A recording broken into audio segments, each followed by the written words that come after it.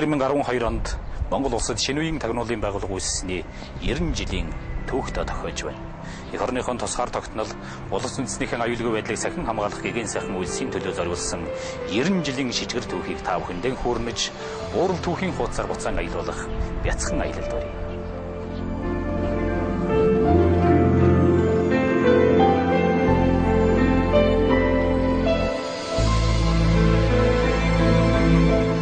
Тагнуулын байгууллага гэхлээр нэг л хаалттай, нууцлагдмал, айдас хүчтэйгээр төсөөлдөг байсан цаг саяхан. 1930-ад оны хэлмэгдүүлэлтийн холбоотойгоор хүмүүсийн сэтгэл торгосон энэхүү айдсын жаврыг арчлалын сэлгүргээж, хар дарсан зүуд шиг он жилүүд нэгэд түүх болгогдчихэ. 1922 онд байгуулагдсан дотоодыг хамгаалах газраас ихтэй тагнуулын байгууллага улс үндэстнийхэн аюулгүй байдлыг сахин хамгаалах үндсэн чиглэлтэй төрийн тусгай алга юм.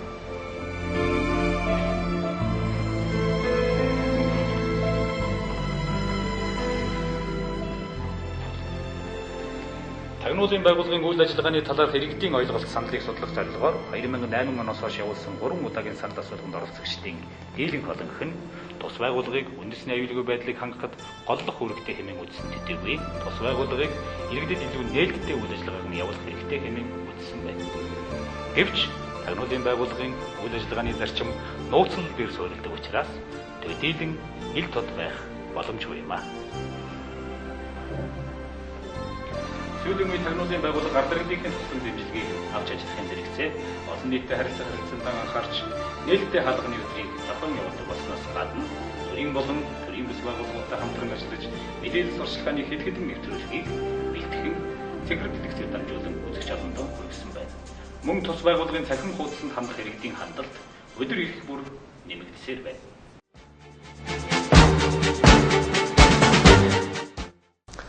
Богдхонд Монгол Улсын үеийн тагнуулын ажлын үйл өмчлөлөөр тулгуурлан Зөвлөлт Орос улсын тагнуулын байгууллагын загвар хэлбэрээр 1922 оны 7 сарын 3-ны өдрийн Ардын засгийн газрын 20 дугаар хурлын тогтоолоор дотоодыг хамгаалах газар нэртэйгээр шинэ үеийн тагнуулын байгууллагын их үе сурвалж тавигдсан байдаг. Тус газар анх байгууллагатай нууц явдлын хэлэлц бүхий 3 дасаг 14 ажилтнтай орол байгуулагдсан. За ингээд үргэлж мэдээ хураах тагнуулын дасаг, гүйцэтгэх дасаг, ерөнхий дасаг гэсэн 3 дасагтай байсан. За энэ байна үргэлж мэдээ хураах тагнуул засаг нь ямар чиг үүрэгтэй байсан бэ гэхээр тагнуулын мэдээг хураан ялган салгах, мэдээний эргийг бол мөшгөх, тус газрын нууц зарлага эрхлэх гэсэн юм чиг үүрэгтэй байсан бол гүйцэх дасаг маань дангаараа мөрдөн байцаалтын ажил эрхлэх юм чиг үүрэгтэй байсан. Тэгээд ерөнхий дасаг маань сэмхэн нэвтрүүлэх бараа зүйлийг илрүүлэх, хязгаар нэвтэрч орж гарахын зам авах бичгийг олгох, мөн загтал бичгийг хянан байцаах, тус газрын бүхий бичиг хэргийг эрхлэх юм үүрэгтэй байсан.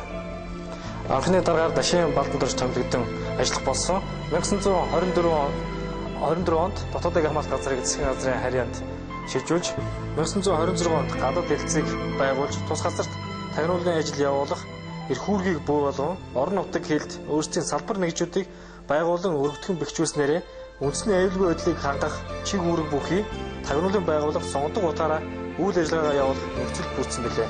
Өөрөөр хэлбэл төвдөө 4 хэлтс, орон нутагт 5 анги, хэлд 6 ангитай болж үйл ажиллагаа нь өргөдсөн юм а. Улс орны аюулгүй байдлыг хангах үүднээс гадаадын тагнуул туршвал, гамь борооны зэрэгт явах бусад төр нийгмийн эсрэг чиглэсэн гэмт үйлдэлийг илрүүлэн далсан зогсоож байснаас гадна гадаадын иргэдэд хяналт тавих, паспорт виз олгох, буу зэвсэг, дэсрэг дэлбэрэх зүйл, хар тамхи, мөрөөдөө тоглоом, албан тушаалын болон улсын хөрөнгийг идэж ашиглах, өргөдүүлэх зэрэг ностой гэмт хэрэгтээ тэмцсэн далсан зогсоож байжээ. Ингэж ажиллахдаа гадаадын тагнуул туршвал төрийн эсрэг хууль дайныг илрүүлэн далсан зогсоож байсан байдаг. Тухайлбал 1922 онд баруун хязгаар нутгийг салган тусаарлах гэсэн Давид Жанцангийн үйл ажиллагааг илрүүлэн далсан зогсоосон. 1923 онд Очиро Туанов нар Манжуураас нууцаар орж ирж цагааны үлдэгдэл цэргүүдийг цуглуулан төрийн эргэлт хийх гэсэн хууль дайныг илрүүлэн далсан зогсоож байсан байдаг. 1923 онд шүүх юмны бичиж цэрэн бэлэн Японоос цэрвцгийн тусламж авч ардын төрийг устгахыг санаахсан хэрэг илрүүлэн далсан зогсоож байсан. Мөн түүнчлэн 1924 онд Хайн Туулан аймгийн Шилийн уудаг хэмээх газар байсан Гамданы хятадын тагнуулууд болон буянтын пүс Монгол төгрөгийг хэмжээгээр нуун дарагдуулсан хэрэгүүдийг бол дурдж болохоор байна. Ийхүү 1922 онд байгуулагдсан дотоодыг хамгаалах газар нь шинэ тутам байгуулагдсан ардын засаг төрийг бэхжүүлэхэд хүнтэй хувь нэмрийг бол оруулсан юм а. Мэдлээ.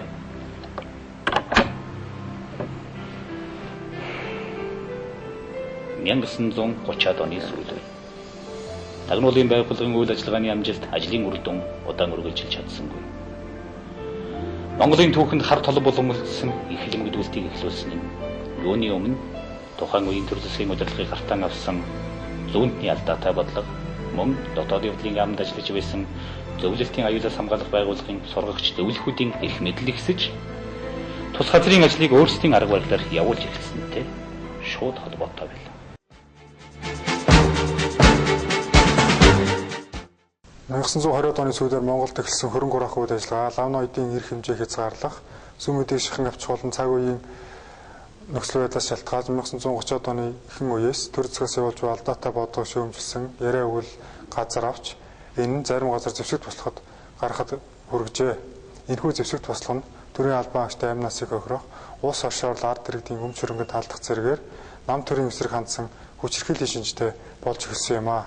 Иймд төгс буйн дулаан гом бодомжийн хүрээ болон хөвсгөл ар хангаа өвөр хангаа завхан аймагуудад гарсан зэвсэг туслахыг төр засгаас таслан зогсоох үүргийг дотоод их хамгаалах газарт даалгасны дагуу бослогын хүчийг тагнуулын аргаар задлах, өөрийн хүмүүсийг нэвтрүүлж дотроос нь хаглан ботаргах, эсэргүүц тэмцлүүгээр буулгаж авах, гол удирдлагыг барилдах зэрэг гүйцэтгэх ажлын арга хэмжээг хэд хэдэн удаа зохион байгуулж хүлээсэн үүргээ амжилттай гүйцэтгэжээ. Японы цэргийн их хэрэгчид бүгд найрамдах Монгол ард улсыг давтах шалтгаан эрэлхийлэн 1935 оны 1-р сард алхын сүмийн бодлооныг зориуд үүсгэсэн алхын голын байлдааны ихтэл болон гүнзгийрсэн энэ үед улсыг аюулаас хамгаалах байгууллагаас ард олонний сан сэтгэгдэл эсрэг хүчний давтах зорилго бэлтгэлийг судлан мэдээлэл боловсруулах, Японы армийн давтлах бэлтгэлийг судлан мэдээлэл боловсруулах, улсын нууцыг хамгаалах үүргийг хүлээн авч хэрэгжүүлсэн юм а. Улсыг аюулаас хамгаалах байгууллагаас 1939 онд байлдааны голомтолж байсан зүүн хязгаардах байлдааны ангин нөхцөлүүдийн бэлэн байдлыг шалгуулж ихээхэн зөрчил дутагдлыг илэрсэн тул хараа тусгай хэлцээс эрхлэн 5 дугаар сард дивиз бүр дээр зөвлөгөө хэлгэж байлдаан эхлэхээс өмнө байлдааны бэлэн байдлыг хангуулахад ихээхэн үүрэг гүйцэтгсэн юм а. Байлдааны үед улсыг аюулаас хамгаалах байгууллага нь Япон хятадын зүгээс бүгд найрамдах Монгол ард улс зөвлөлт холбоо төсрийн улсын эсрэг явуулж байгаа улс төрийн бодлого тэдний армиас тус улсуудад довтлох гол туслах чиглэл энэ чиглэл төвлөрүүлж байгаа зэрэг техникийн хүч нөөц бэлтгэлийг судлах дайсны тагнуулын зохион байгуулалт Монгол зөвлөлтийн эсрэг явуулж байгаа тагнуул хорлон сүйтгэх хил зөрчих өдөө хатах ажиллагааг өөрчлөн илрүүлэх хилчидтэй хамтран таслан зогсоох эх орноос орвогчдыг баривчлах байлдааны үед цэргийн командлыг мэдээлэлээр хангах үүргийг амжилттай биелүүлсэн юм а.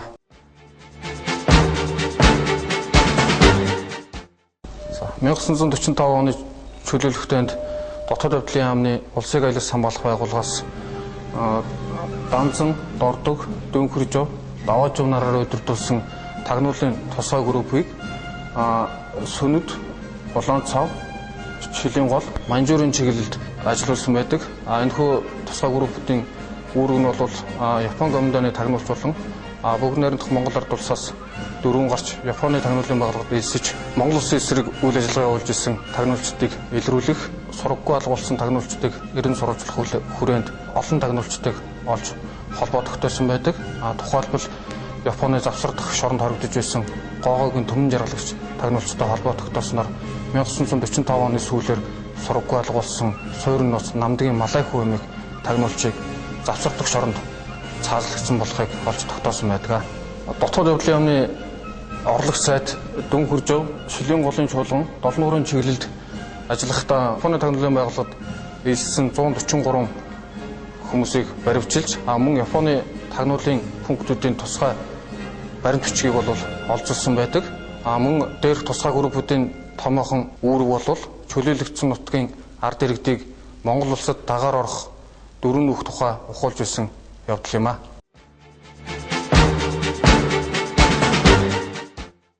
(1940 оны ихэр улсыг аюулаас хамгаалах байгууллагаас Монгол улсын баруун хил зохиосон арга хэмжээнд Шинжаан дахь бослого хөдөлгөөний толгойлогч Оспонтой харилцаа тогтоосон тагнуулын арга хэмжээ ордог. Энэхүү харилцаа тогтооход дүүгэр, сагдай, хамхааш, гэрэл чулуун, урт насан зэрэг тагнуулчд бол ихээхэн үүрэг гүйцэтгэсэн байдаг.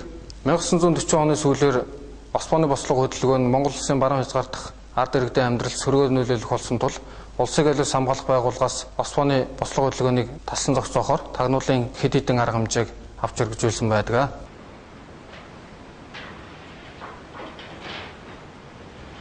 1932 онд тус газарт улсын цагдаа сэргийлэх газрыг 1933 онд улсын хилийн хамгаалтыг харьяалуулан хариуцуулсан байна. Улмаар 1936 онд дотоод явдлын яам болгон улсыг аюулаас сахиж хамгаалах хэргийг удирдах ерөнхий газар, хил хязгаарын ба дотоодын цэргийн хэргийг удирдах газар, улсын цагдаа сэргийлэх газар, засан хүмүүжүүлэх лагер хийгээд гандангуудыг удирдах газар, захиргаа жихэн хэрэг эрхлэх газар, санхүүгийн хэрэг эрхлэх газар тагаар өргөтгөн зохион байгуулсан байна. Эдгээр байгууллагуудыг нэгэн удирдлагад төвлөрүүлснээр нийгмийн аюулгүй байдлыг сахиулах байгууллагуудын нэгдсэн тогтолцоо бий болсон төвхтэй.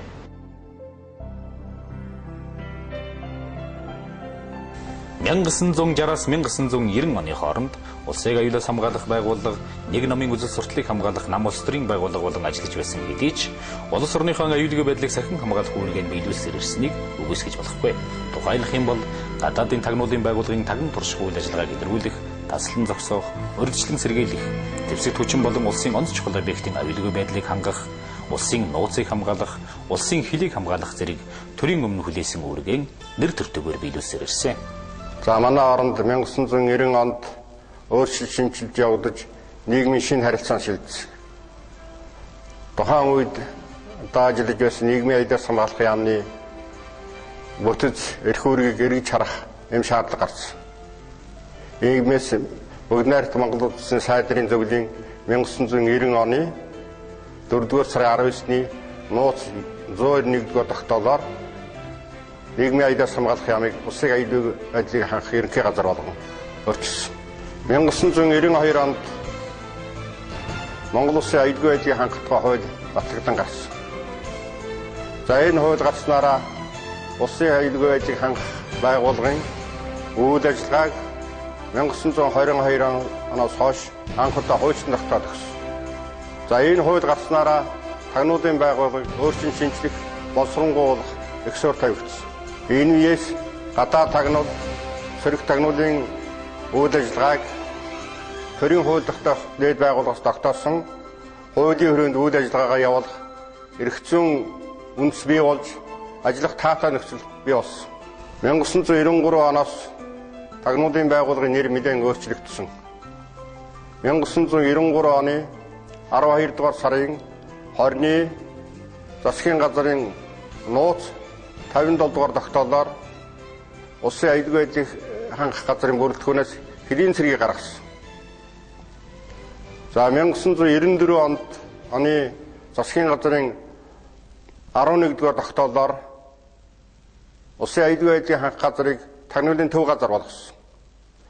За 1996 онд засгийн газар 290 дугаар тогтоолоор улсын аюулгүй байдлыг хангах газрыг байгуулж Монгол Улсын их хурлын 2000 оны 07 дугаар тогтоолоор улсын аюулгүй байдлыг хангах газрыг тагнуулын ерөнхий газар болгон өөрчилсөн.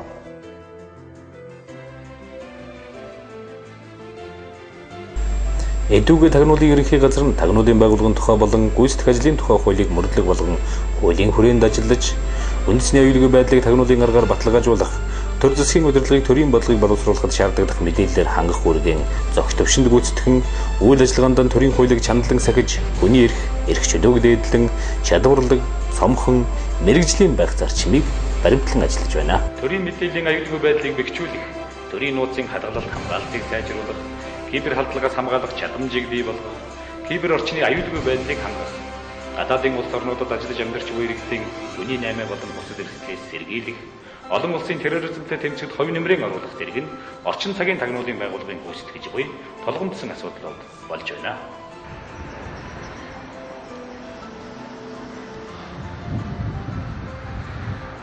Ингээд бидэнтэй хамт тагнуулын байгууллагын түүхээр аялсан үзэгч та бүхэндээ баярлалаа. 90 жилийн түүх тогоон өгтөж байгаа тагнуулын байгууллагын үеийн ахмадууд нийт ажилтан албан хаагчдаа эрүүлэн аз жаргалыг хүсэн өрөөё.